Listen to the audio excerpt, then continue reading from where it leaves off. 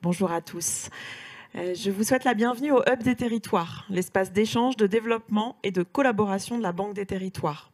Je suis Anne-Sophie Incelin, responsable du Hub, et je suis ravie de vous retrouver auprès d'Adrien de Crombrugge, responsable du pôle Impact Santé Médico-Social à la direction de l'investissement. Bonjour Adrien. Nous nous retrouvons aujourd'hui pour une rencontre sur les enjeux du vieillissement de la population dans nos territoires. C'est notre premier événement cette année, on est ravis de vous accueillir. Et on est particulièrement heureux parce que c'est aussi le premier événement d'un cycle de 3 rencontres sur la question du bien vieillir. Nous nous retrouverons en effet le 15 mars pour des rencontres business qui permettent de mettre en relation des startups apporteuses de solutions et des collectivités engagées dans le programme Petites Villes de demain. Et nous clôturerons ce cycle par un Hub Talk. C'est un temps où on va donner la parole à Benjamin Zimmer, directeur délégué associé de Silver Alliance, qui le 28 mars viendra faire part de son expérience et ouvrir des perspectives sur cette question cruciale de la transition démographique et la manière dont les territoires peuvent agir.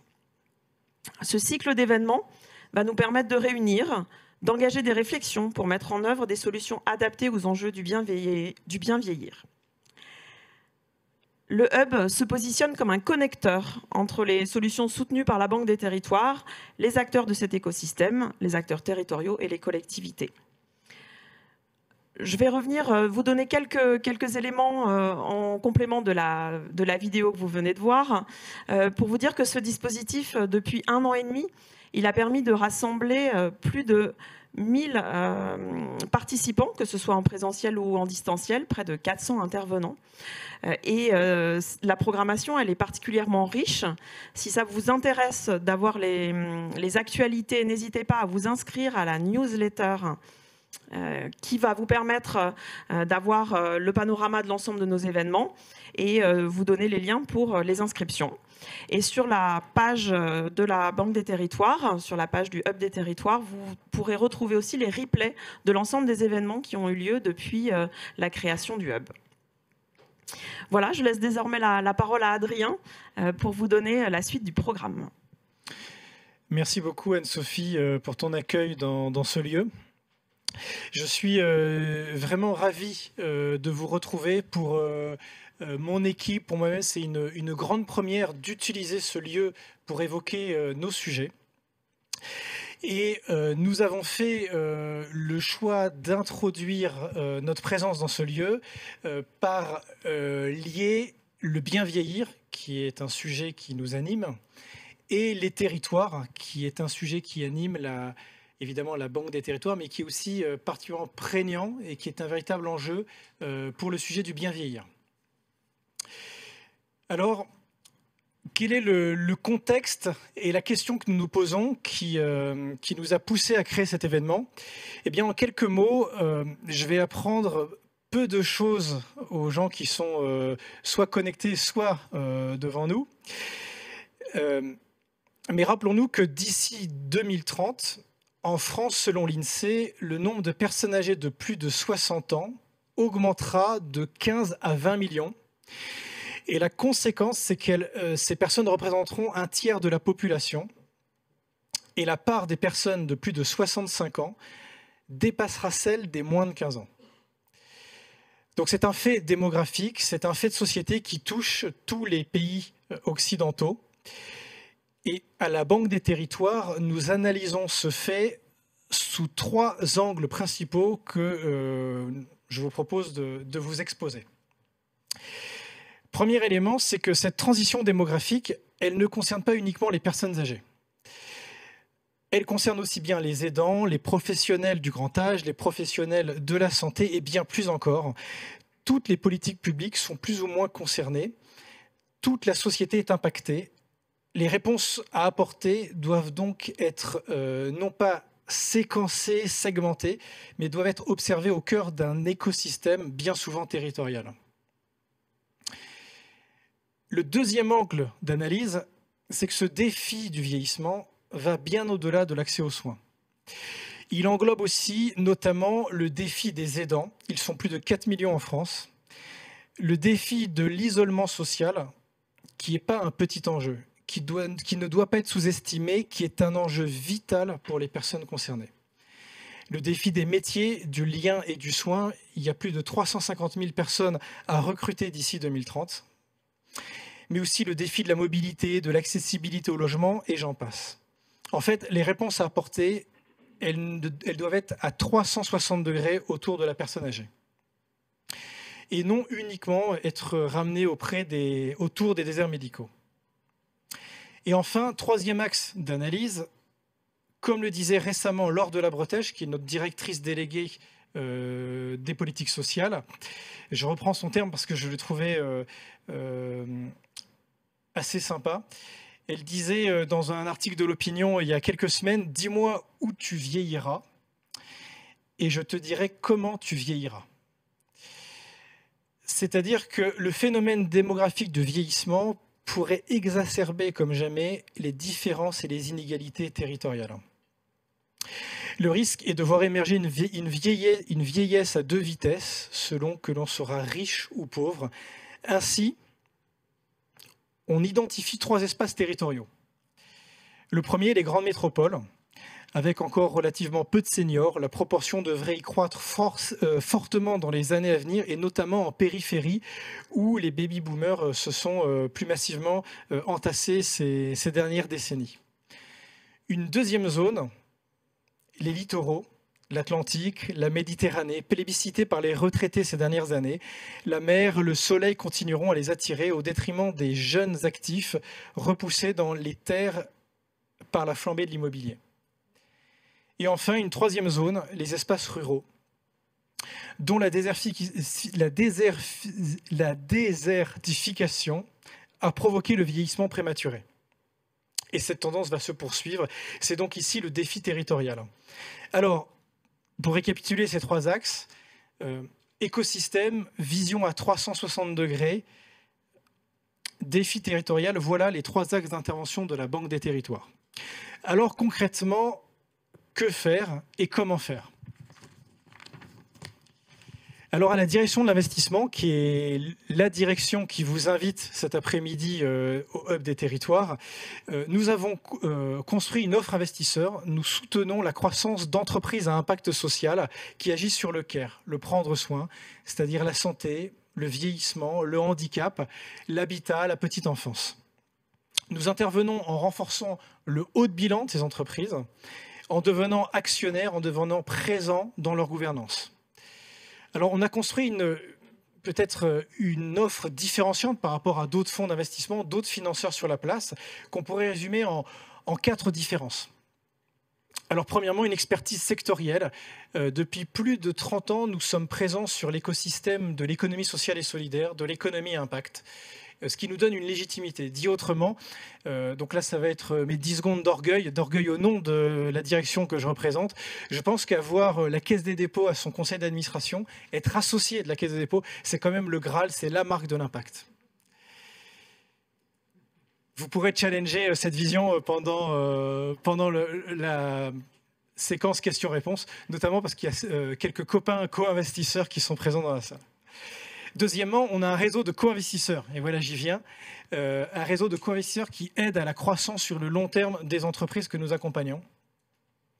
Troisième élément, un savoir-faire en matière d'aliments d'intérêt entre les actionnaires, les fondateurs, toutes les parties prenantes de l'entreprise autour de la création de valeur financière, évidemment, mais aussi de la création de valeur extra-financière. Et puis, troisième élément, peut-être que ça vous parlera de manière encore plus concrète, un réseau territorial, un réseau politique qui permet de soutenir, de protéger parfois et d'accompagner les entreprises dans leur essaimage territorial. Alors à date, notre équipe, elle est jeune sur ces sujets-là à l'échelle des 200 ans de la Caisse des dépôts, mais en 4 ans, on a investi dans 38 projets pour près de 80 millions d'euros. Mais cette offre investisseur que je viens de vous décrire brièvement n'est pas suffisante pour répondre à ces 4 défis du bien vieillir dans les territoires. En effet, pour compléter notre action, nous nous appuyons sur d'autres expertises, qu'elles soient internes à la Caisse des dépôts, externes, que nous avons invitées cet après-midi à nos côtés pour détailler cet enjeu. Et donc, je vais inviter à mes côtés 4 invités de marque.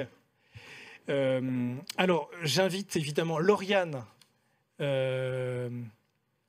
qui est là. Je te cherchais là.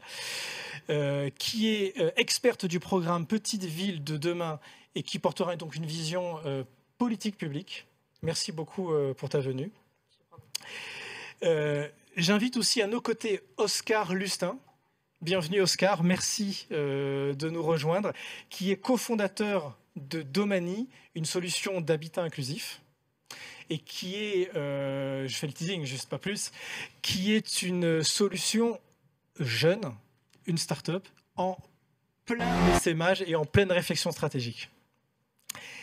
J'invite aussi Mathilde Boulet, bienvenue Mathilde, qui elle est en fait responsable des questions du vieillissement chez Make Sense, qui est un incubateur très connu, et donc qui portera une vision accompagnement. Et enfin Philippe, merci de ta présence. Quand je vois les gens dans la salle, j'ai presque envie de dire que peut-être Philippe, on ne le présente plus. Philippe, il est cofondateur d'Envie Autonomie, qui est une coopérative qui permet l'accessibilité des techniques et qui a, on va dire, un track record d'essaimage territorial très fort. Voilà. Merci beaucoup pour votre présence. Merci de nous avoir invités. Alors, Lauriane, on va commencer par toi. Lauriane, tu es responsable, experte du programme Petite Ville de demain, PVD dans le jargon. Je pense que la première question qu'on peut te demander, c'est qu'est-ce que signifie PVD, Petite Ville de demain? Et une fois qu'on aura compris qu'est-ce que sont les petites villes de demain, en quoi ça relève un enjeu particulier? Merci pour l'invitation. Bonjour à toutes et tous. Je me permets aussi d'excuser Franck Chéniaud, coordinateur du programme, qui aurait souhaité aussi participer à ce moment-là.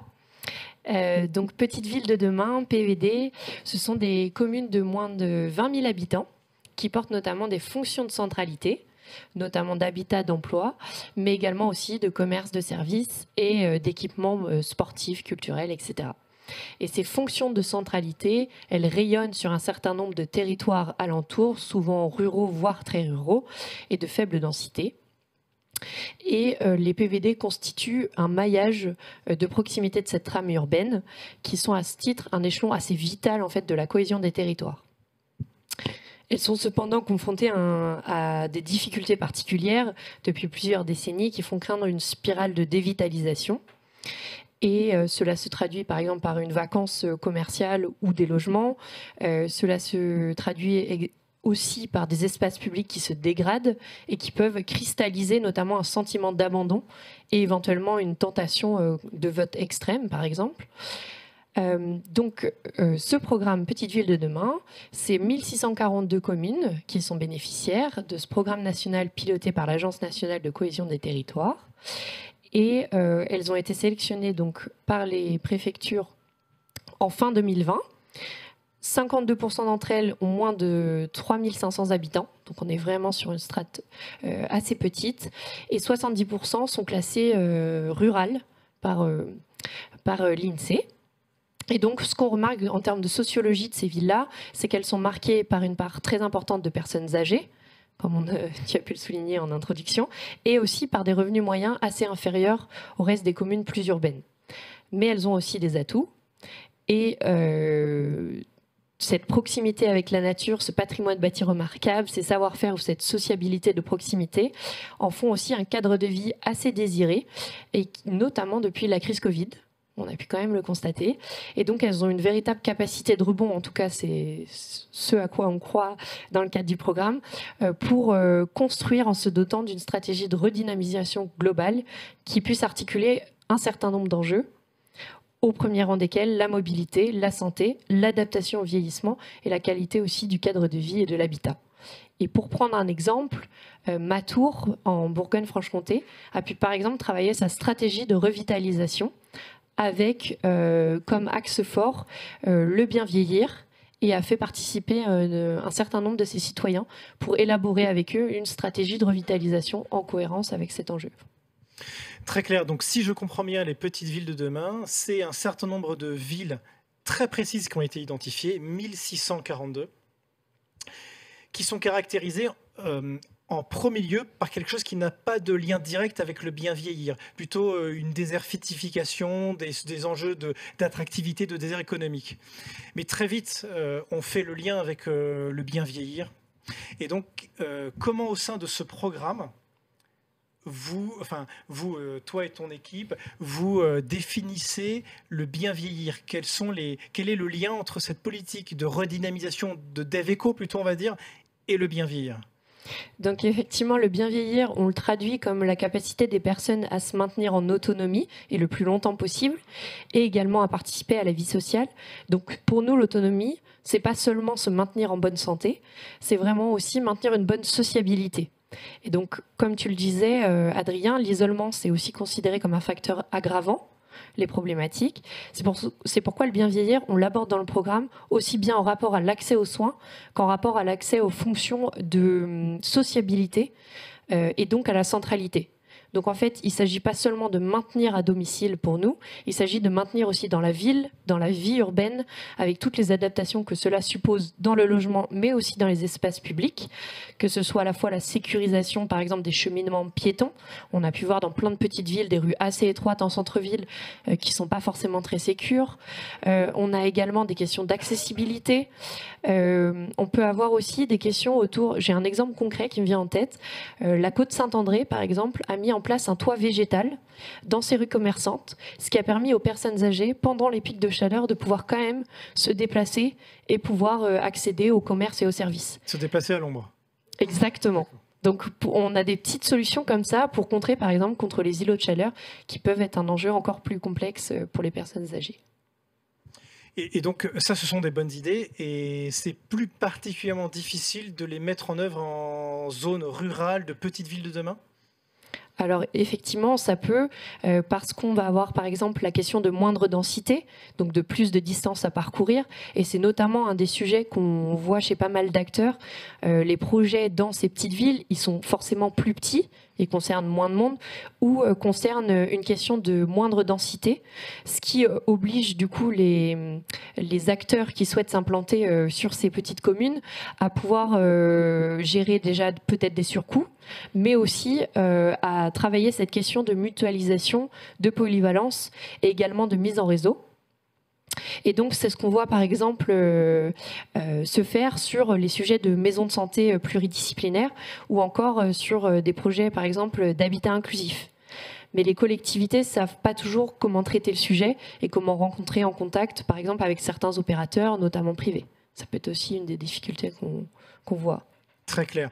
Et donc, si à ce stade de ton exposé, on comprend bien ce que c'est qu'une petite ville de demain, à quel point c'est lié à notre sujet de bien vieillir, parce que ces zones sont caractérisées par une population plutôt âgée, une des zones économiques plutôt délaissées. Qu'est-ce que les programmes que la Caisse des dépôts pilote, les programmes Petites Villes de demain, peuvent apporter à ces zones et aux acteurs économiques, notamment du bien vieillir, qui veulent agir sur ces territoires? Alors, effectivement, ce qu'il faut savoir, c'est que dans le cadre de ces programmes, un des gros manques qu'on a identifiés sur ces communes, c'est notamment un manque d'ingénierie, c'est-à-dire de structuration de projets. Et c'est logiquement sur ce volet-là qu'un effort sans précédent a été déployé. Donc on a par exemple 900 chefs de projet Petites Villes de demain qui sont financés d'ailleurs à 75% par l'État, l'ANA et la BDT.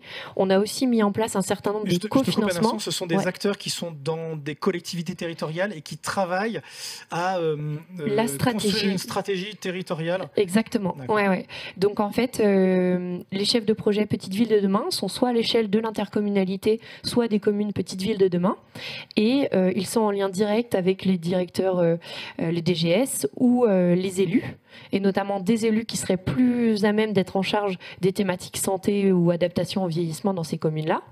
Et ils peuvent également solliciter un certain nombre de cofinancements d'études stratégiques ou préopérationnelles sur les projets qu'ils souhaitent concrétiser.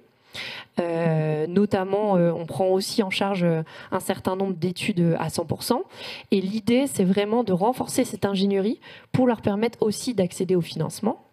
Et le second point sur lequel j'avais aussi envie d'insister, c'était le fait que ce programme avait aidé à avoir une mobilisation des acteurs publics, au premier rang desquels les services de l'État, autour d'un projet global. Donc l'idée, c'est d'avoir une feuille de route partagée, lisible à moyen et long terme, à laquelle chacun peut se référer pour positionner ses projets et les inscrire dans une dynamique porteuse de synergie. Donc c'est vraiment sur ce point-là qu'on trouve ça intéressant. On a également mobilisé un certain nombre de moyens, notamment des prêts aussi, spécifiques, comme le PRU-PVD, qui est accessible à la fois aux acteurs publics et privés, qui s'inscrivent dans les secteurs ORT, donc c'est les opérations de revitalisation des territoires, et c'est en gros... dans le cadre d'une convention cadre qui a été signée entre l'État et la commune et son interco, on met en place juridiquement une opération de revitalisation des territoires. Et pour finir, j'aimerais aussi ajouter qu'on essaye de déployer un certain nombre d'expérimentations dans ces territoires, que ce soit via une fabrique prospective, où on essaye de travailler à se projeter être senior en 2040 dans une petite ville. Est-ce que ça a comme enjeu et quelles solutions on peut mettre en place dans ces villes-là? Et également à accompagner, dans le cadre d'un appel à manifestation d'intérêt, les sujets d'habitat inclusif pour structurer l'ingénierie de ces projets d'habitat inclusif. Et je crois que ça fait la suite avec le reste. Et très bonne transition, merci beaucoup. Juste Merci. avant de passer le relais justement au sujet de l'habitat inclusif, peut-être une dernière question rapide. Il y a parmi ceux qui nous écoutent à distance et parmi nos invités en présentiel, des porteurs de projets d'entreprises à impact social qui veulent s'implanter en PVD. Est-ce que tu aurais rapidement un conseil à donner lié aux actions que tu pilotes? Alors, je pense que c'est s'intéresser à la collectivité. Vraiment, aller voir la collectivité, aller voir quelle stratégie elle a prévue sur ce champ-là, si elle l'a exploré, et vraiment de mettre en lien un peu les diagnostics éventuellement qu'ils ont pu faire sur les sujets de santé, d'accès aux soins, d'adaptation au vieillissement dans le cadre de la collectivité, et voir si ça colle avec le projet de développement qu'on souhaite. Donc c'est vraiment essayer d'aller personnaliser son projet par rapport aussi au travail que fait la collectivité. Allez voir la collectivité, très bon conseil. Merci beaucoup Lauriane. Avec plaisir.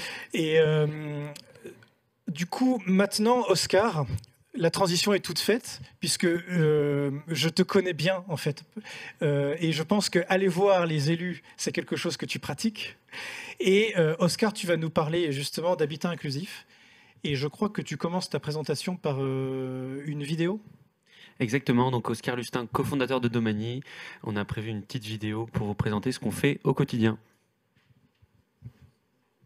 Tout me plaît, je suis très bien. C'est presque une nouvelle vie qui est repartie. Domani est une entreprise de l'économie sociale et solidaire qui conçoit et gère au quotidien des habitats inclusifs, partagés et accompagnés pour des personnes âgées.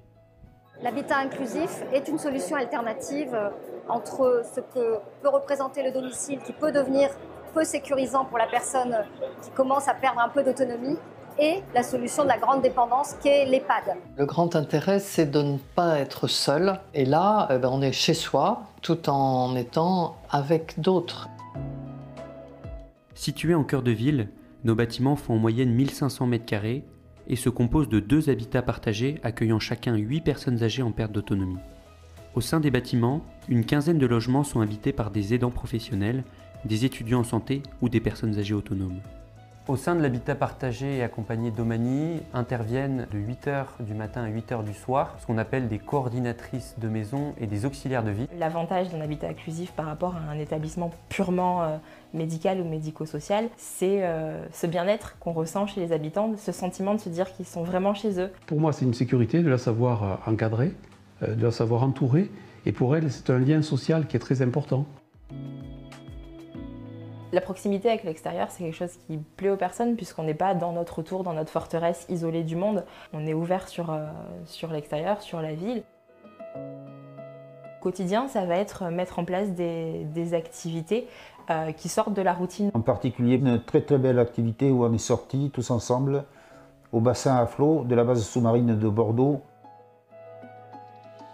Plusieurs rapports confirment l'attrait de l'habitat inclusif, notamment le rapport Pifto-Wolfram de 2019 qui chiffre un besoin de ce nouveau type de logement à environ 140 000 d'ici à 2030, ce qui est considérable. Le gouvernement a mis en place une aide à la vie partagée, l'AVP, qui permet de solvabiliser finalement la mise en place de ces services. Donc aujourd'hui, c'est un dispositif qui intéresse beaucoup les élus, on a beaucoup de demandes. Avec Domani, nous proposons une nouvelle forme d'accompagnement de nos aînés, à taille humaine, conviviale, mixte et inclusive. Notre objectif ? Ouvrir 100 habitats partagés d'ici 2030. Pour y arriver, travaillons ensemble.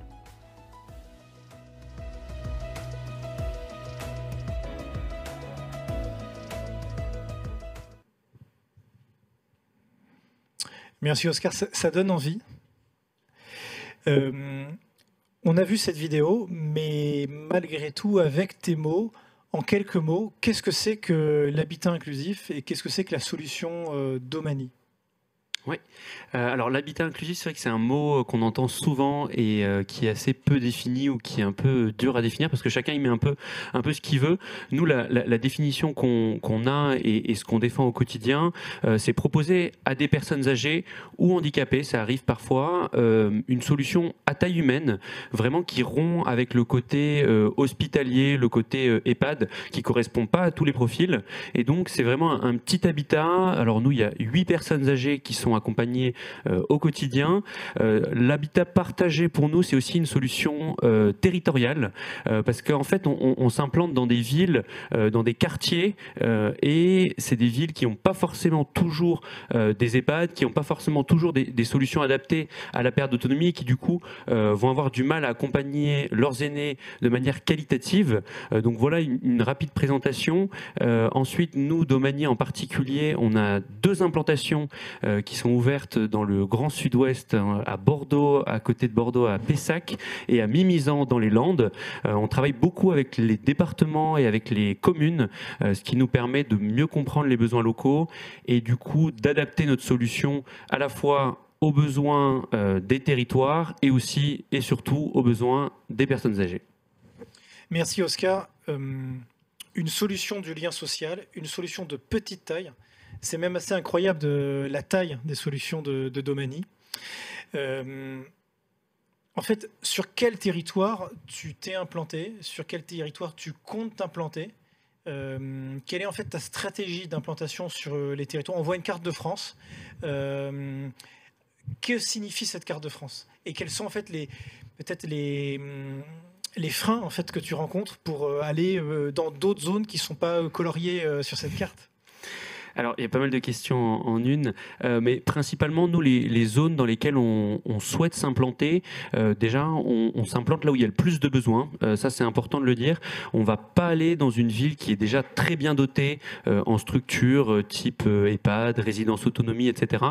Parce que c'est forcément des villes où il y a moins de demandes, des personnes âgées qui ont du coup pas forcément du mal à vieillir dans leur territoire. Donc, pour nous, une commune, on va dire, idéale dans nos recherches, ça va être une commune où il y a des forts besoins en solutions adaptées au vieillissement et il n'y a par exemple pas d'EHPAD. Et donc pour une personne âgée, je pense à une commune qui fait partie du programme Action Cœur de Ville et pas Petite Ville de Demain, mais bon, c'est assez proche, comme Rochefort où on a rencontré il n'y a pas très longtemps plusieurs acteurs locaux. C'est une commune où les personnes âgées, pour vieillir, elles vont avoir beaucoup de mal à trouver une place dans leur commune et elles sont obligées de déménager parfois jusqu'à La Rochelle, donc ça fait un double déracinement que de devoir quitter son domicile et ensuite quitter sa ville. Donc là, c'est vrai que c'est des villes sur lesquelles on va s'implanter en priorité.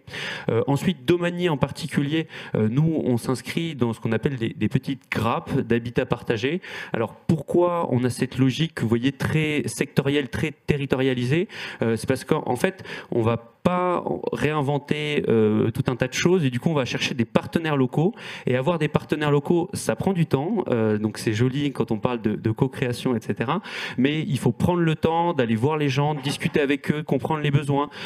nouer des partenariats, ça c'est important, et donc en fait on a décidé de recentrer nos habitats partagés pas très loin les uns des autres pour pouvoir profiter de cette notoriété et de ces partenariats locaux. Et ensuite la plus grande difficulté qu'on rencontre dans des communes qui sont pourtant très demandeuses, on va dire que c'est parfois le financement. On parle de petites villes de demain, on parle nous aussi beaucoup d'actions cœur de ville. C'est des communes où parfois les investisseurs institutionnels classiques regardent assez difficilement ce type de commune parce que forcément c'est un peu moins attractif, soit en termes d'immobilier, soit en termes d'investissement. Donc voilà, il faut expliquer qu'il y a aussi des besoins territoriaux qui sont très forts, et donc ça c'est un peu notre rôle au quotidien, et un peu de partager les besoins locaux pour trouver ensuite les investisseurs qui vont nous accompagner. Très clair. Du coup, quand tu t'es établi à Pessac sur ton premier habitat inclusif, quand tu décides d'aller dans une autre zone géographique, c'est quoi tes enjeux, c'est quoi tes challenges, c'est quoi tes besoins, tes freins d'aller d'à Pessac jusqu'à un autre endroit? Il y en a plein en projet en ce moment. Comment ça se passe? C'est quoi les freins, les enjeux pour y arriver? Les enjeux, le premier, c'est de rencontrer les élus et de rencontrer les personnes âgées en local. C'est vrai qu'on pourrait arriver avec nos gros sabots et dire voilà, on va s'implanter partout en France et émailler cette magnifique carte de France de plein de domanies. Sauf que c'est vraiment pas ce qu'attendent les personnes âgées, ce qu'attendent les élus. Et du coup, la première chose qu'on fait, c'est qu'on va voir la commune et on essaie de comprendre quels sont ses besoins territoriaux, parce que même au sein d'une commune, parfois il y a plusieurs quartiers qui n'ont pas du tout les mêmes logique, et du coup c'est important de comprendre comment s'organise la ville, comment s'organise la commune. Donc ça c'est un vrai défi et un vrai enjeu à chaque fois, c'est d'aller rencontrer les personnes sur place, en local, pour comprendre leurs besoins. Ensuite, nous, il y a un gros sujet autour du département qui fait partie aussi des acteurs dans le panorama du bien vieillir, vu que c'est la thématique de la conférence. Et donc là, pareil, on essaie de les questionner, de savoir quels sont leurs besoins, comment ils voient le développement d'habitat inclusif dans leur département. C'est eux qui financent l'APA, c'est eux qui financent l'aide à la vie partagée dont on a un peu parlé dans la vidéo. Donc voilà, nous, c'est les deux principaux acteurs. Et après, il y a un défi qui est à chaque fois renouvelé, c'est comment l'architecture du bâtiment va s'inscrire dans la commune, parce que on a un projet dans la magnifique ville de Cahors, c'est pas la même chose que quand on est à Pessac, et même quand on va à Mimizan, c'est pas du tout les mêmes enjeux architecturaux. Et du coup, là, il y a une réflexion à chaque fois à faire avec les différentes parties prenantes. Merci Oscar. Est-ce que tu aurais un conseil à donner à un porteur de projet qui nous écouterait et qui souhaite s'implanter sur un territoire? C'est quoi le conseil avant de choisir son territoire? Ou s'il a... Parce que parfois dans l'habitat inclusif, ce sont des gens du territoire qui sont très ancrés, et c'est ici qu'ils veulent faire un habitat inclusif, pas ailleurs. Parce que ça répond à un besoin peut-être initialement même familial, même personnel. Est-ce que tu auras un conseil à donner à ce porteur de projet? Des conseils, il peut y en avoir plein, mais il y en a un qui paraît évident quand on le dit, mais c'est vrai que parfois il y a des porteurs de projets qui réfléchissent pour leurs parents, pour leurs grands-parents, pour leurs grandes-tantes, mais finalement c'est très personnel, et nous ce qu'on leur dit à chaque fois, c'est aller voir les autres personnes âgées, aller rencontrer les gens en local, demandez-leur ce dont ils ont envie, ce dont ils ont besoin. Et c'est vrai que parfois les gens nous disent, c'est vrai, je suis allé les voir, moi j'avais quelque chose en tête, mais en fait c'est pas du tout ce qu'attendent les personnes, c'est ce qu'attendait ma grand-mère, ma tante, mais c'est pas ce qu'attendaient les personnes en local. Donc finalement, on va dire pour bien vieillir, je pense qu'il faut remettre l'église au centre du village et les personnes âgées au centre du dispositif. Donc aller les voir, leur poser des questions, savoir ce qu'ils attendent, et à l'inverse, ce qu'ils veulent pas du tout. Ça permet d'aller ensuite beaucoup plus vite pour fédérer autour du projet. Merci beaucoup Oscar, très clair.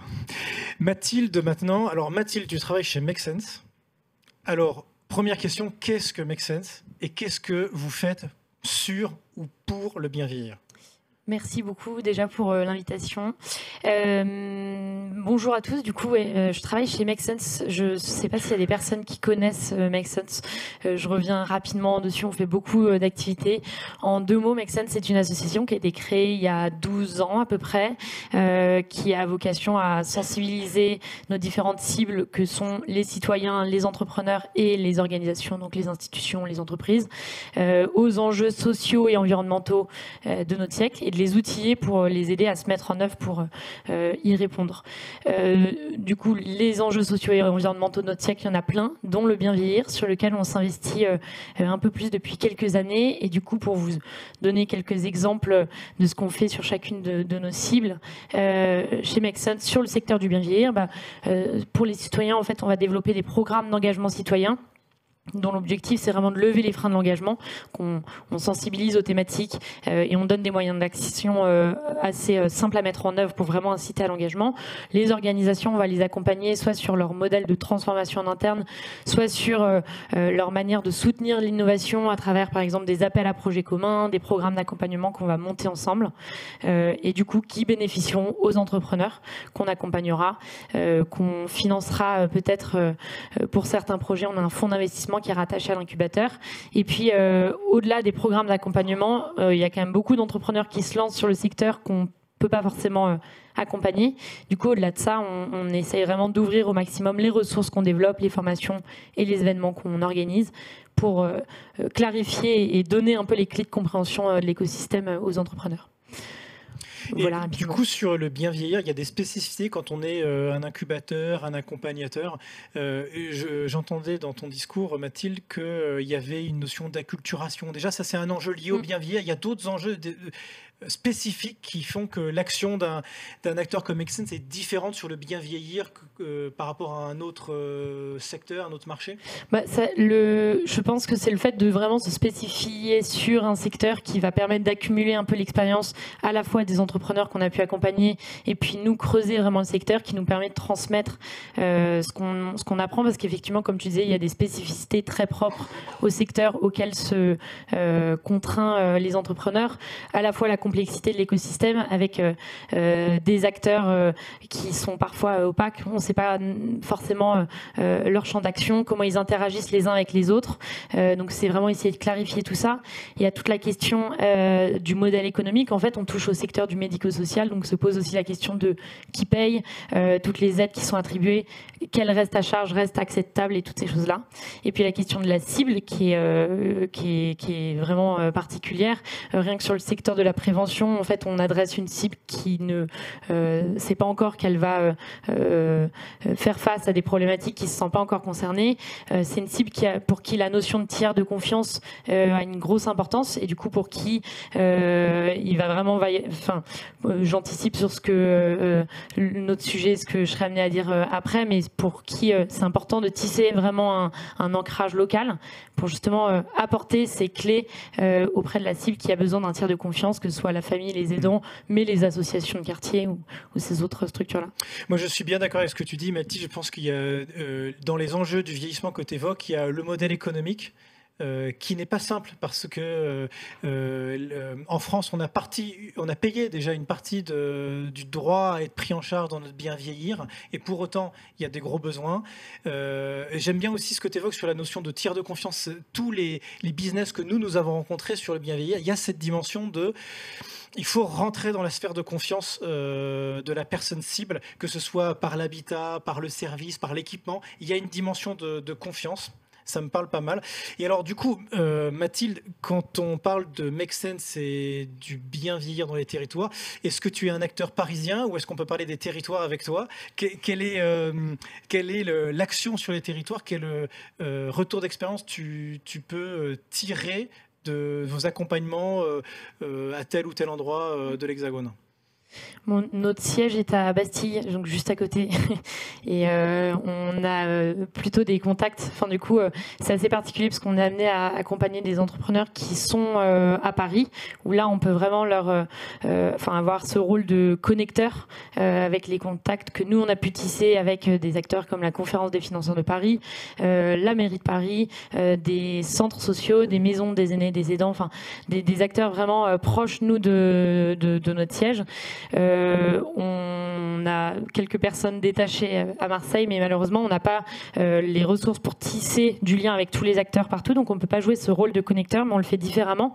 En fait, on va s'allier à des acteurs comme le dispositif du Viva Lab, soutenu par l'assurance retraite, pour organiser et co-organiser des événements justement de connexion entre les entrepreneurs sociaux et des acteurs comme toutes les caisses de retraite dans les différentes régions, des gérontopoles, des établissements du médico-social, bref, ces acteurs qui sont parfois compliqués à atteindre pour les entrepreneurs, parce qu'on n'a pas forcément les contacts. Quand on toque à la porte, on n'a pas forcément de réponse. Du coup, on a ce rôle de connecteur-là, là-dessus. Au-delà de ça, notre rôle, c'est aussi de clarifier justement par l'accompagnement, par le passage d'expérience d'entrepreneurs ou de nous, ce qu'on a pu voir et ce à quoi on a pu nous-mêmes se confronter, de clarifier un peu, donner des clés de compréhension de l'écosystème. Ce que je disais tout à l'heure, qui sont les acteurs, donc on organise beaucoup de formations, comment fonctionnent les caisses de retraite, comment fonctionnent les groupes de protection sociale, comment travailler avec elles, pour justement essayer de les aider à appréhender ces acteurs qui en fait ont une action hyper territorialisée et des financements hyper territorialisés. Donc c'est vraiment donner des clés de compréhension aux acteurs là-dessus. Je pense que tu mets le doigt sur un élément qui me semble fondamental dans l'essaimage des projets liés au bien vieillir. Tu peux reciter quelques acteurs que tu viens de citer là? Les conférences des financeurs. La conférence des financeurs, elle est de quel ancrage? L'ancrage territorial. C'est un acteur départemental qui va financer la prévention de la perte d'autonomie. Et en fait, là où je veux en venir rapidement, c'est qu'il y a des acteurs départementaux, des acteurs régionaux, des acteurs au maillage très locaux. Des assos. Chacune va avoir son champ d'action, chacune va avoir ses budgets différents, ses libertés et ce qui est... Son appréciation aussi. Son appréciation, ses thématiques prioritaires. Dans l'habitat inclusif, il y a l'aide à la vie partagée, qui est donc une aide départementale. Oui, il me semble. Alors là, Oscar sera plus... Et que donc l'attribution n'est pas du tout la même en fonction des départements. C'est un peu comme ceux qui connaissent dans la salle l'agrément ESUS pour les entreprises de l'ESS. On nous remonte souvent que d'une directe à une autre directe, c'est pas du tout la même appréciation. Je crois que c'est un enjeu fondamental, ça, du bien vieillir, de l'essaimage des projets du bien vieillir. C'est ça, comprendre en fait qui sont les acteurs qui vont pouvoir soutenir le développement à l'échelle territoriale, mais du coup comprendre aussi les spécificités de chaque territoire et de chaque acteur. Une conférence des financeurs peut aussi bien fonctionner, même dans des questions de process, fonctionner par appel à projet ou par sollicitation au fil de l'eau. Donc c'est vraiment accompagner les entrepreneurs à comprendre comment fonctionnent ces acteurs et puis à leur donner les clés pour aller eux-mêmes comprendre sur le territoire comment ils fonctionnent. Alors, aller sur les territoires, comprendre les acteurs, ça, ce sont déjà des bons trucs et astuces que tu peux nous donner. Mais ma dernière question, c'était aussi d'autres trucs et astuces. Quels sont les facteurs de clé de succès pour un entrepreneur dans son essaimage territorial, dans son choix de tel ou tel territoire? Quels sont les conseils que tu pourrais nous donner? Pour reprendre un peu aussi les conseils partagés par Oscar, c'est vraiment tisser un vrai ancrage en local, aller à la rencontre des acteurs, mais même on a accompagné Allo Louis qui a fait plein de boulangeries de quartier. C'est pas faisable à l'échelle de toute la France, mais c'est pour vraiment se positionner en aller chercher des tiers de confiance qui seront prescripteurs pour développer la solution. Donc c'est vraiment aller au contact des acteurs de l'écosystème. Et en fait, au-delà de ça, c'est se concentrer sur des territoires et pas aller trop vite et taper à trop de territoires en même temps, parce qu'en fait c'est physiquement pas possible pour un entrepreneur qui se lance. Sacré enjeu. Merci beaucoup Mathilde. À présent Philippe.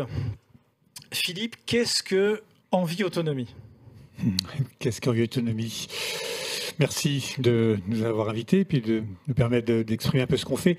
Donc Envie Autonomie, c'est un réseau d'entreprises d'insertion. Alors c'est quoi une entreprise d'insertion? Donc c'est une entreprise qui a une mission sociale, donc qui recrute des personnes en rupture avec le marché du travail pour leur permettre pendant un parcours de 2 ans de retrouver l'emploi durable. Donc ça c'est notre ADN. Et qu'est-ce que fait ce réseau d'entreprises d'insertion? On développe donc une filière nationale dont on dit d'économie circulaire des aides techniques. Ça veut dire quoi concrètement? C'est-à-dire qu'on récupère récupère le matériel médical, je parle de fauteuil roulant manuel, électrique, tout ce qui permet le maintien à domicile, la compensation de la situation de handicap ou de perte d'autonomie. Donc on récupère ce matériel chez les particuliers, mais aussi dans les établissements EHPAD, centres de rééducation ou autres établissements. Ce matériel est trié, passe par un process de remise en état, de reconditionnement. La sécurité sociale dirait remise en état d'usage aujourd'hui, avec des personnes en insertion d'ailleurs, mais pas que, évidemment. Et puis on va distribuer ce matériel, donc le vendre ou le louer, à des prix solidaires, avec une finalité première qui est de répondre à un besoin pour toutes les personnes qui n'arrivent pas à s'équiper. On pourra dire un petit peu pourquoi d'ailleurs les personnes n'arrivent pas à s'équiper, souvent c'est une question qui nous est posée. Merci Philippe. Alors en 2 mots, pour que tout le monde le sache, la Caisse des dépôts est financeur d'Envie Autonomie. Alors je dis ça juste pour l'anecdote, vous imaginez quand nous, équipe d'investissement, on monte, c'est notre expression interne, en comité d'investissement avec un tel projet, ça coche toutes les cases. Économie circulaire, insertion, accessibilité, d'aide technique pour des populations fragiles. Bon, c'est, comme on dit, le combo absolu. Donc bravo Philippe pour ce projet, c'est incroyable. Et du coup, on voit la carte. Envie Autonomie est déjà un projet qui mûrit tous les jours, mais qui est déjà bien mature, qui a déjà essaimé. Et donc, fort de cette expérience, quelle est la stratégie de développement territorial? Comment on fait pour aller dans un nouveau territoire? Comment on le choisit? Alors c'est une bonne question, c'est-à-dire qu'on ne va pas arriver avec nos gros sabots et dire on va créer une structure, donc on n'est pas les premiers à se poser des questions sur la question de l'autonomie, de l'handicap sur un département. Donc le premier sujet pour nous, c'est de rassembler des partenaires. Et les premiers partenaires, c'est le conseil départemental avec la MDPH et puis avec les services d'autonomie, mais pas que, c'est aussi la CPM, les financeurs de la santé, c'est aussi évidemment tous les réseaux associatifs ou pas qui interviennent dans le champ de l'handicap, de la perte d'autonomie. Donc on va, pour commencer, s'assurer que rencontrer les partenaires, s'assurer que sur le territoire, il n'y a pas déjà un projet qui fait la même chose. L'idée, c'est pas d'être concurrent de quelque chose qui existe et construire avec ses partenaires une offre sur le territoire pour essayer de s'adapter. Donc ça c'est une première démarche. Donc on est beaucoup accompagné par les départements, c'est vrai. On vient les conférences de financeurs pour l'autonomie, on en a déjà parlé, qui sont des fonds CNSA. Et souvent, ces départements d'ailleurs viennent nous chercher pour qu'on puisse apporter notre offre solidaire. Très clair. Et du coup, Envie Autonomie, c'est un projet qui peut s'implanter dans tous les territoires en France, dans les petites villes de demain, dans les villes, les actions cœur de ville. Il y a des freins à l'implantation dans certaines zones géographiques? Alors, c'est une question complexe. Comment on s'implante? Alors oui, il y a des besoins partout. C'est-à-dire, l'idée, vous l'avez compris, ça part d'une question, est-ce qu'il est normal aujourd'hui qu'en France, certaines personnes n'arrivent pas à s'équiper en matériel médical? Quand on pose cette question, tout le monde se dit oui. Alors nous, on est convaincus que l'offre qu'on apporte peut être un commencement de réponse ou un début, peut contribuer à apporter une réponse. Donc les besoins, il y en a partout. Et puis le matériel médical qui est plus utilisé, il y a un gaspillage énorme, il y en a partout aussi. Tout le monde connaît des établissements où il y a du matériel qui est plus utilisé, voire beaucoup de particuliers qui ne savent pas quoi faire et c'est jeté dans les déchetteries où ça finit dans les caves ou les greniers. Donc le besoin est là et les constats sont les mêmes partout et les besoins sont là. Après, comment ça, on peut s'implanter? Oui, en théorie, on peut s'implanter partout. Une fois que j'ai dit ça, créer une structure Envie Autonomie, ce qu'on appelle nous un outil complet, c'est 1500 mètres carrés, c'est des compétences, c'est 4 années de modèle économique compliqué parce que même si, comme tu le disais, tout coche en vert, tout le monde dit bravo, on dit souvent c'est formidable ce que vous faites, pourquoi on ne l'a pas pensé avant? Mais je dis souvent aux personnes que je rencontre, mais vous avez un parent qui a 80 ans et qui ne peut pas financer un fauteuil roulant, est-ce que vous allez oser vers l'économie circulaire? Et tout de suite, quand on pose cette question, on se pose des questions légitimes. Sécurité, qualité, performance, hygiénisation. Est-ce que la personne ne va pas être en danger? Si je dis ça, c'est-à-dire que pour s'implanter sur un territoire, il faut convaincre les personnes qui vont utiliser. Évidemment, c'est important pour eux, mais aussi tout le tissu de prescripteurs, les aidants, les hôpitaux, les soignants, les ergots. Il faut convaincre tout le monde que c'est possible, que ça ne met pas en danger la personne et que c'est l'avenir de l'économie circulaire dans le matériel médical. Donc ça, c'est une vraie révolution, donc ça prend du temps et c'est complexe. Alors on a des sujets donc c'est pour ça qu'on crée un réseau de partenaires au départ, évidemment. Et puis après, on a une autre question qui est le foncier. Le foncier, c'est un vrai sujet dans beaucoup de communes.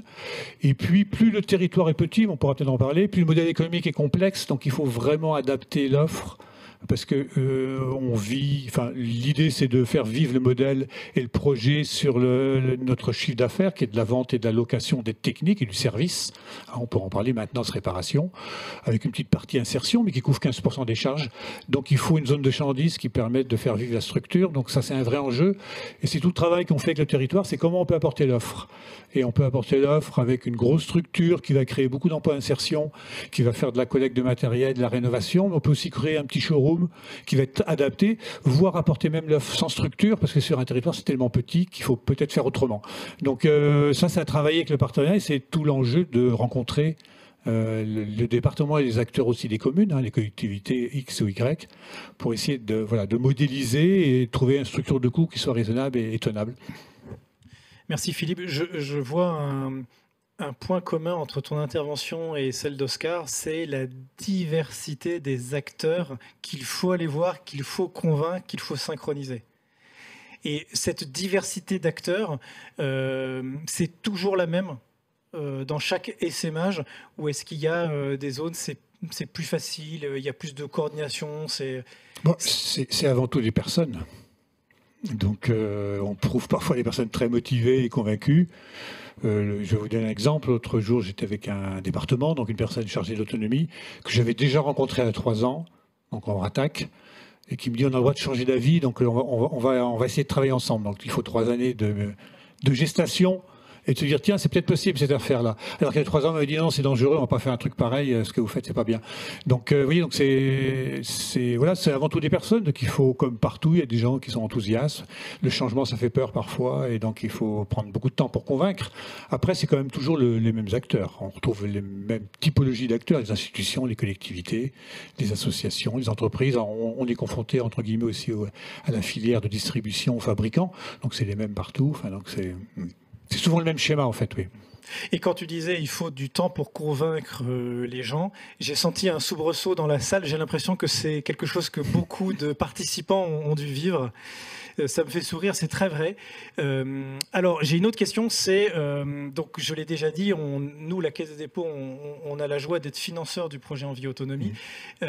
Comment est-ce que cette intervention en co-investissement avec d'autres acteurs a pu aider le projet ? Ouais, Quel est l'apport, on a fait 2 levées de fonds, une levée de fonds et un contre-impact avec la Caisse des dépôts, et avec d'autres partenaires financiers, comme tu le disais. Alors, la première levée de fonds était capitale parce qu'elle a financé entre autres la tête de réseau. Donc pour faire un développement national, à un moment, il faut pouvoir structurer. Et on a une vraie exigence de qualité, c'est-à-dire qu'il faut, pour faire très court, il faut que chaque aide technique qui sort de nos ateliers soit de même qualité partout et irréprochable. Il faut viser l'excellence. C'est l'économie circulaire. Si le second choix, c'est de la seconde qualité, c'est foutu. Donc il ne faut pas de doute. Donc il faut des process, il faut accompagner, il faut piloter les projets territoriaux, il faut trouver de la compétence. Donc la tête de réseau est centrale. Donc il y a eu une première levée de fonds qui a financé entre autres la tête de réseau, la SIC, qu'on a créée en 2019, donc qui est une SIC, à une société coopérative. Puis après, le contrat impact, là, ça finance l'essaimage. Donc l'idée, c'est de changer d'échelle et de financer les outils qui permettent de changer d'échelle. Et donc ça, c'est essentiel. Sans ces soutiens-là, on ne peut pas tout seul y arriver. Parce que comme je le disais, le modèle économique, on pense qu'il faut 4-5 ans pour équilibrer une structure. Donc qu'est-ce qu'on fait en attendant ? Donc si on n'a pas de partenaire financier, franchement, c'est pas possible. On n'y arriverait pas. Merci beaucoup Philippe. Il est l'heure de tenir le timing, parce que nous avons aussi des auditeurs en ligne, et donc il faut respecter quasiment à la seconde près notre séquence. Donc vient le moment pour moi de tenter une conclusion. Et à écouter tous vos témoignages, je me suis dit 2 choses. Le premier, c'est que avoir un projet dédié au bien vieillir qui veut essaimer sur le territoire, c'est dans votre discours à la fois des défis et à la fois des solutions.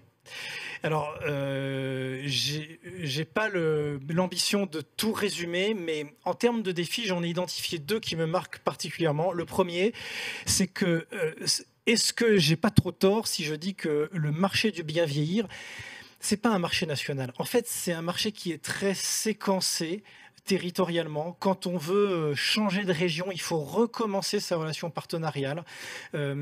Souvent, nous, dans l'investissement, on dit, voilà, si tu n'as pas un marché au moins français, européen, bon, c'est compliqué. Mais en fait, sur le bien vieillir, il peut y avoir un besoin d'aide technique nationale, un besoin d'habitat inclusif national, mais chaque SMH, c'est retisser des relations partenariales très territoriales. C'est un peu recommencer un peu depuis le début.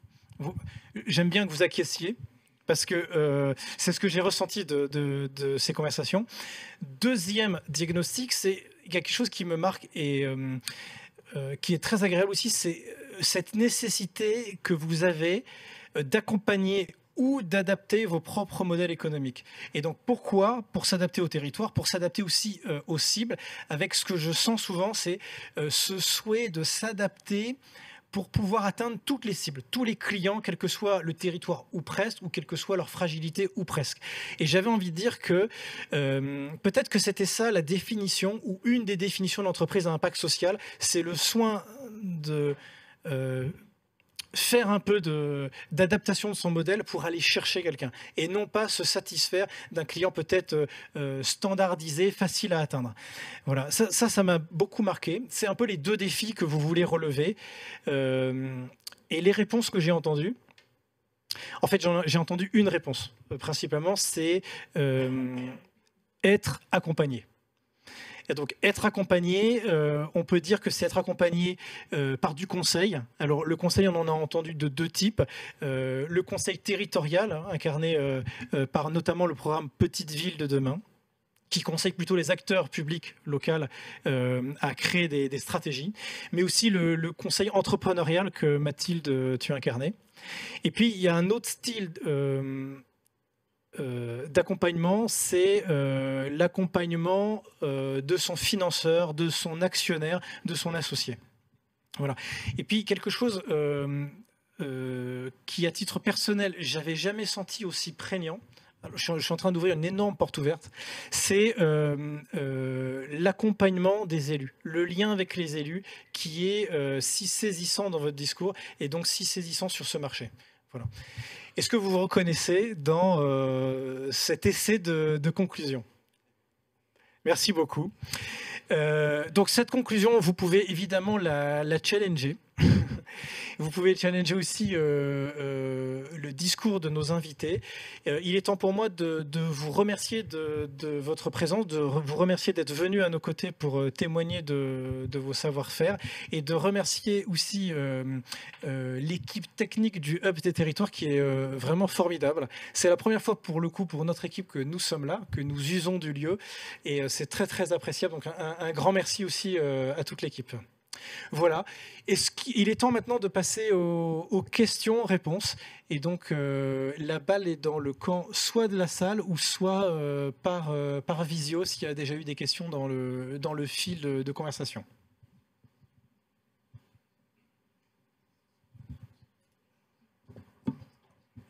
Est-ce qu'il y a quelqu'un qui a un micro ou est-ce que je passe mon micro ?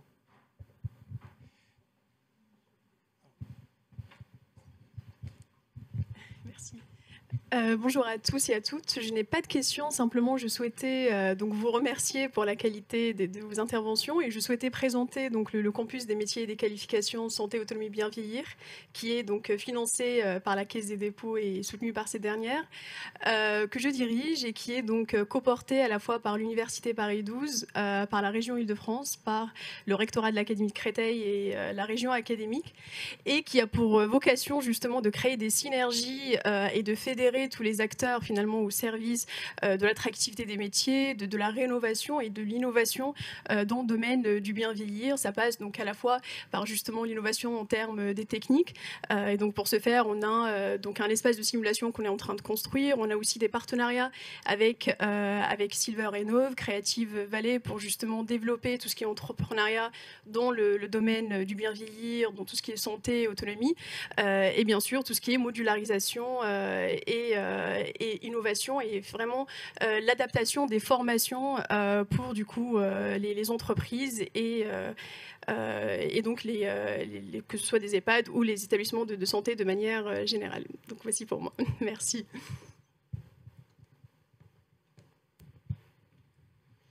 Est-ce qu'il y a d'autres questions ? Moi, j'aurais une question pour Envie Autonomie.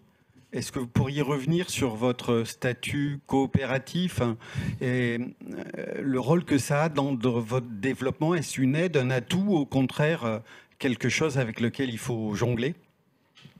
Oui, alors on a créé une société coopérative d'intérêt collectif, donc ce qu'on appelle une SIC. Alors déjà, c'est une structure non lucrative à gestion désintéressée, à lucrativité limitée, tout du moins comme on dit, même si nous, il n'y a pas de partage de résultats. Et puis une société coopérative qui est une SA. Si vous investissez 100 €, si demain vous repartez avec 100 €, donc il n'y a pas de valorisation du capital investi. Donc ça, pour nous, c'est des valeurs importantes. Elle a le statut ESUS. Et donc l'intérêt pour nous, si on reprend l'histoire, c'est le réseau Envie qui a créé cette société coopérative. Et au départ, je disais souvent, c'est la SIC Envie, c'est-à-dire qu'on s'est mis un petit peu entre nous, il fallait qu'on apprenne à travailler ensemble, le réseau Envie, qui est un réseau d'entreprises autonomes. Donc Fédération Envie et puis une quinzaine d'entreprises Envie du territoire, plus des partenaires et des experts. Et puis tout doucement, cette SIC s'est ouverte. Alors l'intérêt de la SIC, c'est que c'est collectif. Alors on a une SIC à conseil de surveillance en plus, donc on a rajouté un étage dans le collectif. Donc il y a un conseil de surveillance et un directoire, donc directoire qui est un peu le gouvernement, et le conseil de surveillance qui surveille, qui est fait évidemment, qui est composé que de bénévoles, structure morale plutôt en plus, donc pas beaucoup de personnes physiques. Voilà, puis après on crée des entreprises régionales qui sont en lien avec cette SIC, soit des SAS. Alors SAS, on dit à société, mais SAS avec dans les statuts aussi les mêmes principes que la SIC et à statut ESUS, entreprise d'insertion ou des associations. Et puis la SIC donc est majoritaire dans le capital de la SAS, et actionnaire ou parfois majoritaire et présidente, et adhérente aussi, et d'ailleurs de plus en plus maintenant présidente aussi des structures régionales. Et on a un contrat entre les deux qui s'apparente un peu à un contrat de franchise.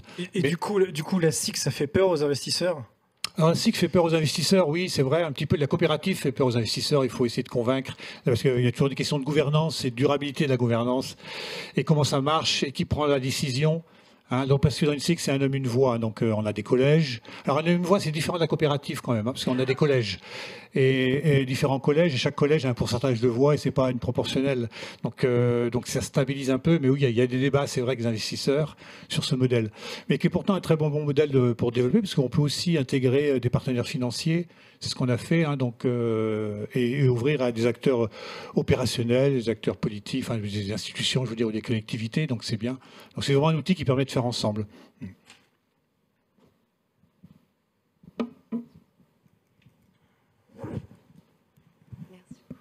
Bonjour, bonjour à tous. Merci beaucoup pour cette très belle intervention. Donc nous, on est Néo Silver, on délivre à destination de nos seniors, entre autres, tout un panel d'activités de prévention pour lutter contre la perte d'autonomie, notamment d'abord avec la CNAV Île-de-France qui nous a soutenus. Donc on a commencé Île-de-France et là, on est en plein dans des problématiques justement de développement régional. Donc c'est vraiment passionnant et je partage tout à fait ce que vous avez justement présenté comme défi. J'avais une question notamment pour Oscar. Quel est un peu comment faire la part des choses entre justement un développement par, on va dire, région ou zone pour être vraiment au plus proche des problématiques locales, pour coller complètement aux besoins, aux spécificités et adapter le modèle, et en même temps assurer une sorte de maillage, de partage d'informations, de bonnes pratiques qui n'existent pas encore forcément entre les différents acteurs des différentes régions et qu'un opérateur qui souhaite être national peut assumer également comme rôle. Pour répondre rapidement aux questions complexes, nous, souvent, j'ai entendu plusieurs mots, donc il y a le mot territoire, il y a le mot région, nous on réfléchit aussi beaucoup à l'échelle du département. En fait, il faut essayer de comprendre quels sont les acteurs, les collectivités qui sont impliquées dans la vie des personnes âgées, parce que là on parle vraiment de bien vieillir, et du coup à quelle échelle ça se fait. Et nous, on parle souvent à l'échelle du département, parce qu'il y a cette échelle-là de financement de la perte d'autonomie. Il reste pas grand-chose au département, et le bien vieillir et le handicap font partie des choses qui leur restent, et du coup ils sont assez impliqués sur ces thématiques-là. Donc voilà, nous il y a cette logique d'abord qui est une logique départementale. Ensuite, quand on s'implante dans une commune, nous il y a un vrai enjeu d'urbanisme, d'implantation au sein du territoire, revitalisation voilà, de ces parfois petites villes, hein. Parfois on va dans des communes de 5-6 000 habitants, ce qui est pas énorme, donc pour eux c'est un vrai enjeu. Donc là il y a l'échelle du coup de la commune qui est importante, et du coup c'est important voilà, d'essayer de savoir nous quel va être notre impact territorial. C'est des sujets qu'on regarde avec la Banque des territoires, et du coup de savoir est-ce que finalement mon interlocuteur, j'ai besoin de le rencontrer à l'échelle de la commune, à l'échelle du département, à l'échelle de la région. Voilà, en fonction des projets, ça va pas mal varier, sachant que les personnes âgées, encore une fois, comme on l'a dit en introduction, varient. Il y a les personnes âgées en ruralité, il y a les personnes âgées dans les métropoles. Donc en fonction de ça, il y a plusieurs typologies, plusieurs granularités qu'il faut regarder. Je pense qu'il n'y a pas une réponse, ça dépend pas mal du secteur d'activité et des interlocuteurs qu'on rencontre pour développer notre activité.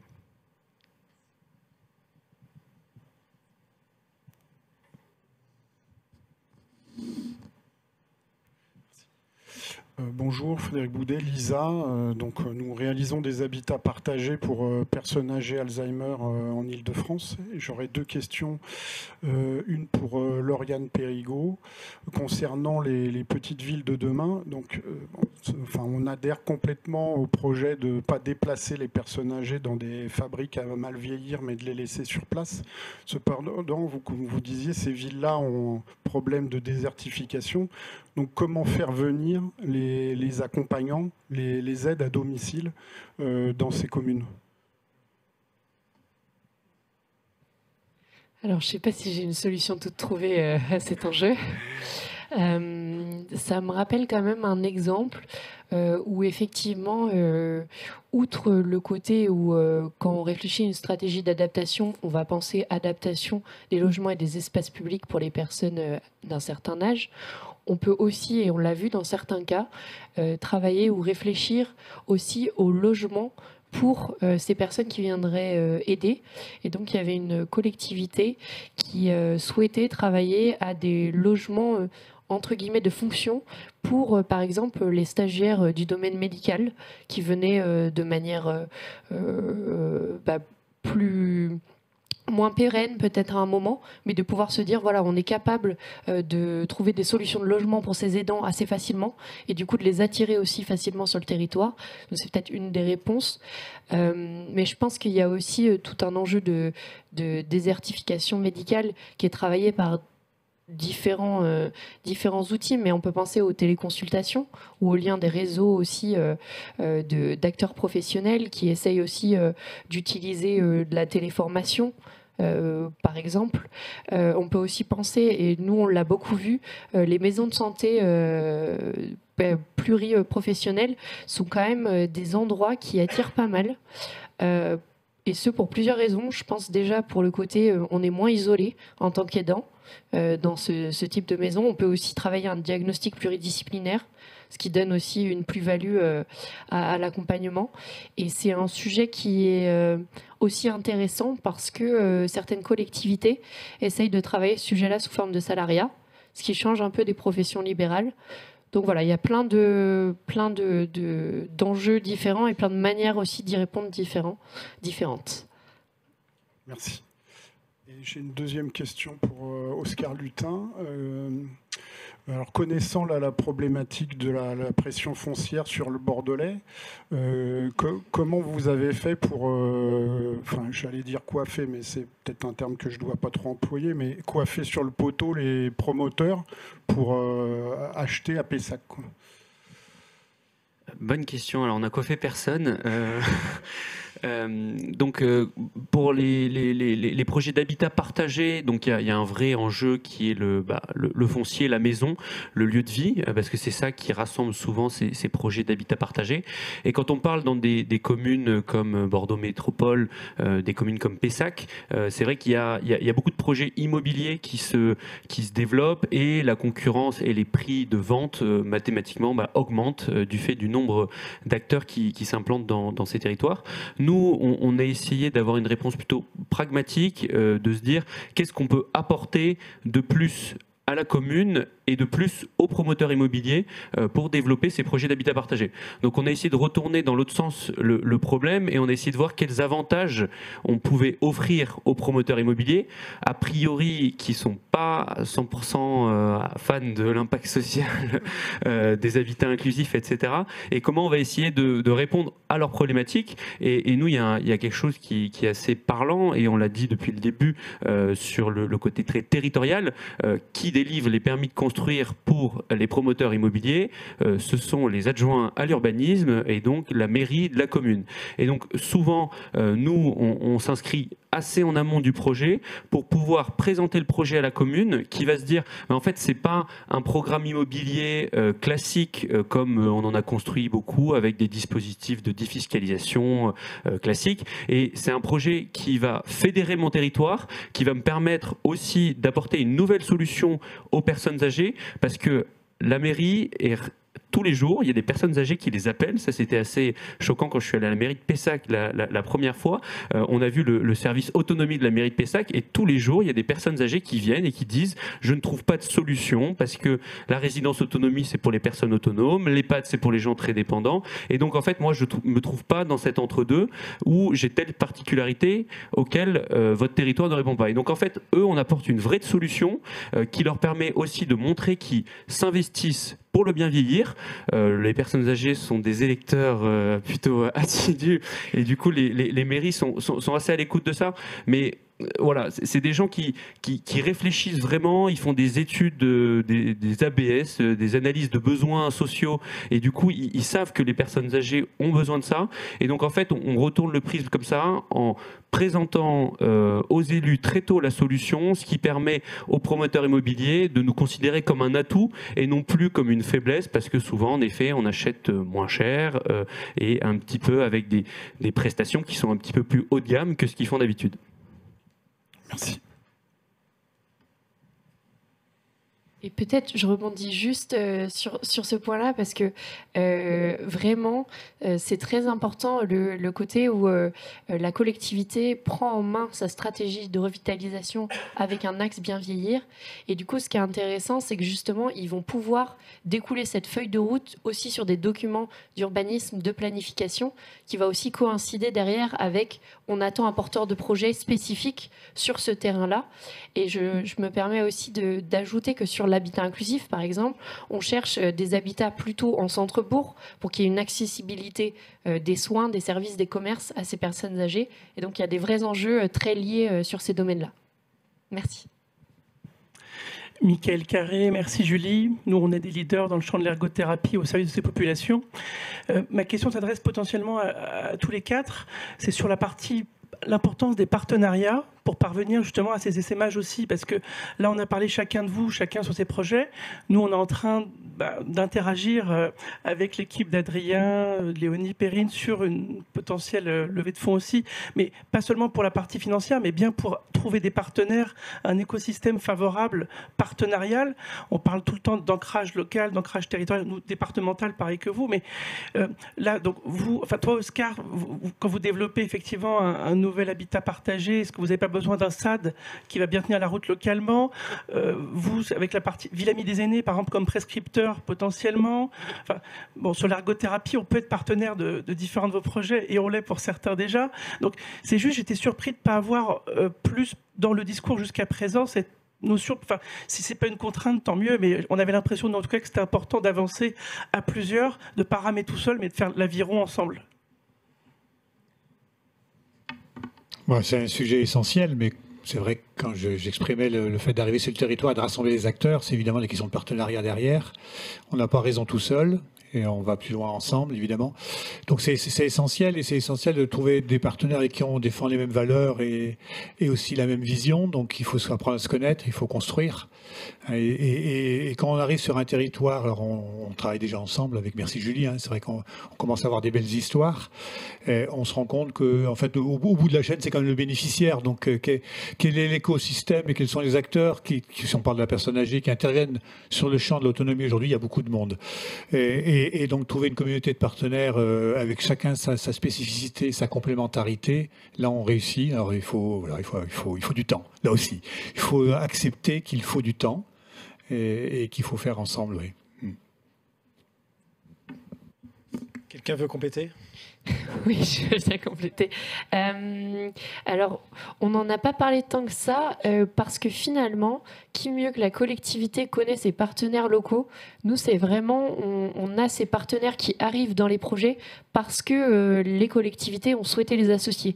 Et effectivement, on voit les CIAD, les ADMR, d'autres associations plus locales qui vont être partie prenante des projets, par exemple, d'habitat inclusif qu'on travaille dans le cadre de l'appel à manifestation d'intérêt sur le sujet.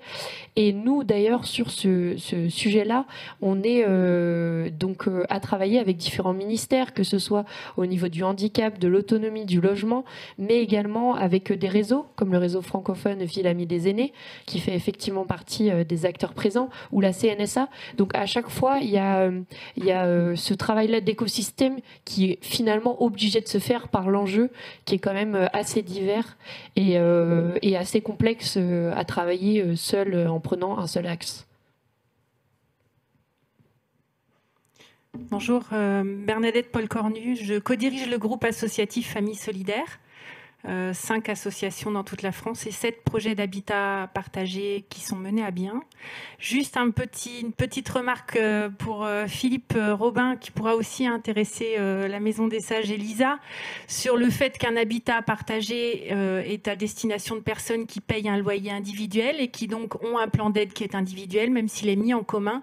Et le fait que vous puissiez proposer des équipements qui peuvent être du coup achetés potentiellement par une association qui peut du coup, par exemple, acheter un verticalisateur pour des personnes qui, au sein d'une seule et même maison, évitera d'acheter 8 verticalisateurs. Ça paraît juste essentiel comme ça, mais quand on est porteur de projets d'habitat inclusif et que notamment on cherche à faire une économie, un usage dans le bon sens de tout un tas de dispositifs existants, ben, typiquement ça passe par là. Et puis juste peut-être aussi quelques éléments de réponse par rapport à votre question et celle de madame sur la question du réseau. Et aussi de la possibilité d'essaimer, je dirais, au niveau national. Moi, mon ressenti, il est le même que le vôtre, c'est qu'à chaque fois, on redémarre une nouvelle histoire avec un nouvel habitant, des nouveaux habitants, un nouvel habitat complètement adapté en fonction des personnes. Et à chaque fois, on réinvente tout. Mais effectivement, la nécessité d'avoir un porteur de projet national, si vraiment on veut essaimer dans une vraie logique, bah, le porteur de projet national, il va apporter son savoir-faire, son expertise. Mais au-delà de ça, c'est toujours une question de territoire. Et effectivement, on le voit à l'Observatoire national de l'habitat inclusif, jamais aucun département ne finance exactement la même chose et ne comprend le sens de la loi Elan et le cahier des charges de l'habitat inclusif de la même manière. Donc voilà, c'était juste un petit partage. Merci. Un tout petit mot, 50% de ce qu'on distribue est acheté par des établissements, donc tout à fait évidemment. Il y a une question des moyens, alors établissements souvent des EHPAD, hein, mais une vraie question des moyens. L'économie circulaire peut permettre de donner un petit peu de ressources. Alors on est très modeste hein, par rapport à l'enjeu des EHPAD évidemment, hein, mais c'est un enjeu qui est très important, oui, tout à fait. Avec une politique aussi de prolonger l'usage, donc de mieux entretenir et d'arrêter de jeter. Il y a un vrai sujet aussi. Bonjour, moi je me fais le relais des questions qui sont posées en ligne. Une question pour toi Lauriane. Est-ce que tu peux nous dire où on peut trouver la liste complète des petites villes de demain et comment on a le détail du cahier des charges pour pouvoir postuler au programme? Alors je vais peut-être faire des déçus parce que le programme a déjà ses villes cibles et il n'est pas possible entre guillemets de postuler au sein du programme. C'est des villes cibles qui ont été sélectionnées en fin 2020 et qui sont accompagnées pour 5 ans. Ensuite, pour la seconde question, donc comme c'est l'Agence nationale de cohésion des territoires qui pilote le programme, il y a une cartothèque de l'ANCT et on peut chercher par département les petites villes de demain. On trouve ça sur le site de l'ANCT? Oui, en tapant cartothèque de l'ANCT et en cherchant par département. Très clair, merci beaucoup. Et une autre question pour Oscar. Deux personnes qui ont posé la même question. On en a déjà peut-être un peu parlé, mais en 2 mots, est-ce que tu peux nous redire les difficultés que tu rencontres aujourd'hui dans l'ouverture des habitats inclusifs? Et une autre question aussi pour toi, dans la construction, est-ce que tu travailles avec des promoteurs? On est un peu répondu tout à l'heure, je vais commencer par la deuxième. Est-ce qu'on travaille avec des promoteurs immobiliers? Oui, c'est eux qui souvent façonnent le territoire. Alors les promoteurs immobiliers, c'est pas forcément que du neuf. On travaille avec ICAD aussi, cousin de la Caisse des dépôts, qui font aussi pas mal de réhabilitation. Donc voilà, on travaille souvent avec ces opérateurs parce que nous, on s'occupe de personnes âgées, on n'est pas expert de la construction. Donc voilà, on a envie de savoir quelle est notre expertise et on a choisi notre camp.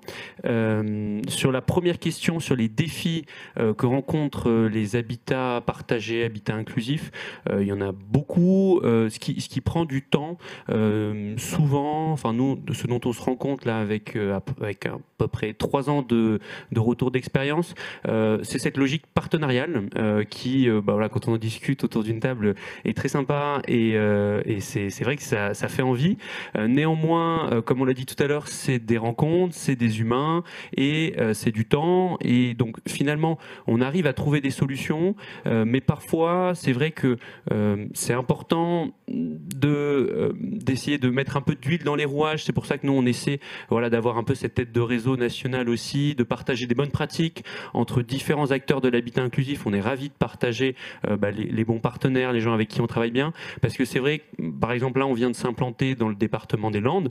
On a passé beaucoup de temps. Alors, est-ce que c'est un défi ou est-ce que c'est une opportunité? Je ne sais pas, mais on a passé beaucoup de temps à discuter avec le CIAS, donc le Centre d'Action Sociale, qui va s'occuper du coup de l'aide aux personnes âgées, parce que localement, c'est comme ça que ça se passe. Les personnes âgées sont souvent accompagnées par la commune dans l'aide à domicile, et c'est ce qu'elles souhaitent.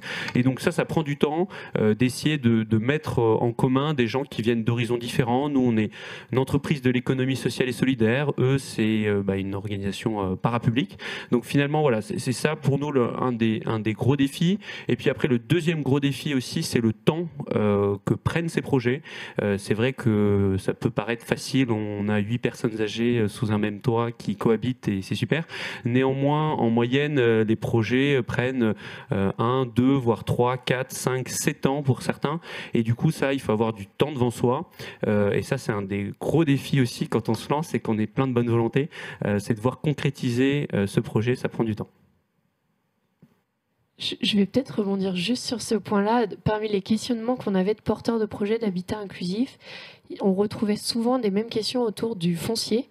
Qui porte le foncier et comment on le porte, notamment quand la collectivité souhaite le céder, le vendre ou autre à un porteur de projet. On avait aussi un gros axe sur l'immobilier, qui porte la construction du projet et peut-être derrière la gestion au final des appartements, des logements. Et puis toute la question autour de comment on fait un habitat inclusif et qui porte la partie animation et déploiement des activités qui permettront d'être insérées dans la vie sociale. Merci beaucoup. Est-ce qu'il y aurait une dernière question? Ou alors vient le temps pour nous de stopper cette séquence, mais ce n'est pas la fin du Hub des territoires sur le bien vieillir. Merci beaucoup pour votre attention, merci beaucoup pour vos questions. Encore une fois, merci beaucoup à nos invités qui, en fait, nous ont apporté un éclairage très complémentaire. Je pense que c'était très intéressant d'avoir ces différents métiers autour de la table. Donc, merci encore. Et puis, je vous invite donc à aller prendre un verre dans l'espace derrière les bancs et de continuer nos conversations, nos discussions et d'échanger tous ensemble. Encore une fois, merci beaucoup pour votre présence. Vous avez saisi que c'est la première étape d'un cycle de 3 conférences. Donc, à bientôt sur le sujet et à bientôt par ailleurs. Merci beaucoup.